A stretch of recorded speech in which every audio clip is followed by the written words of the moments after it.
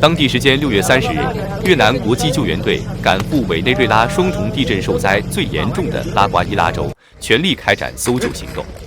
越南人民军和越南人民公安救援力量携带专业救援装备，按照此前与委方商定的协同方案，分组前往不同区域执行搜救任务。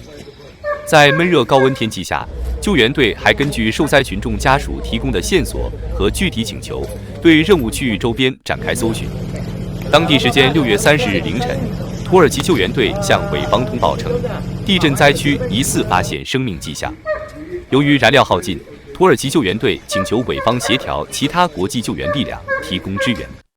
接到通知后，由越南人民军救援队队长、越南人民军总参谋部救护救难局副局长范文嗣少将率队，立即携带专业救援装备赶赴现场，并与墨西哥救援队密切协作，冒雨展开被困人员搜救工作。